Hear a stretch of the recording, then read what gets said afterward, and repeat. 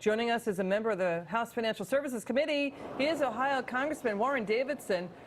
Sir, we watched it today. You were sitting there. You had a front row seat. What happened? Well, it was a bit of a spectacle.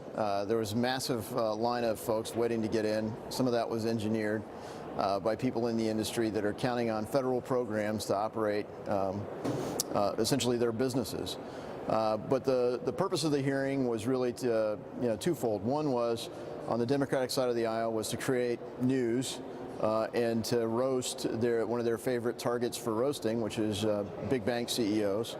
And then I think broadly for Republicans and for some Democrats who asked meaningful questions about the financial stability of the markets and what you would do if you had 7 CEOs, collectively over 1 million employees in the United States of America, massive contributors to the economic growth and expansion of our economy, the envy of the world economically.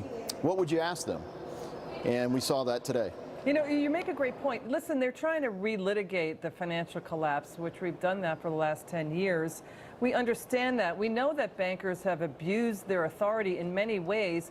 What was striking, sir, I'd like your reaction to what happened with Maxine Waters getting schooled by bank CEOs on who really does own student loans. Watch.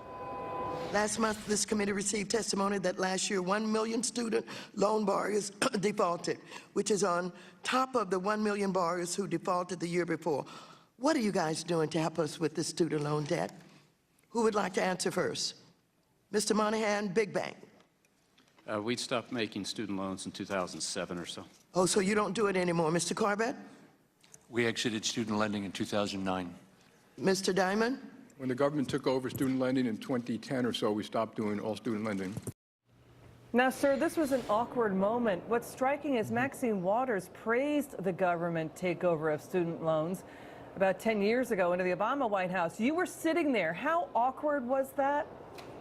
Well, I think it caught her off guard. I'm not sure she realized how little that they still did or were, for these banks, not even participating. And you see specialized private finance that has stepped in because they do underwriting. The federal government doesn't actually underwrite student loans. They take the average risk, and allegedly, an interest rate consists of time value of money for sure, and of course default risk.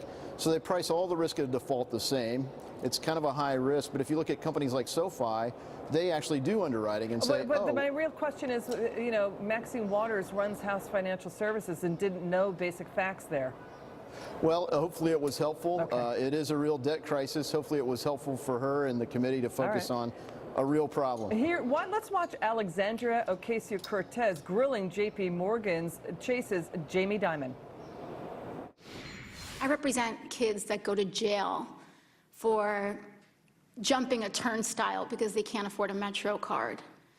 Do you think that more folks should have gone to jail for their role in a financial crisis that led to 7.8 million foreclosures in the 10 years between 2007 and 2016, Mr. Dimon?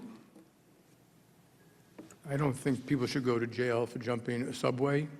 I think we put too many people into jail. And I think if people broke the law, they should go to jail. Congressman, your reaction?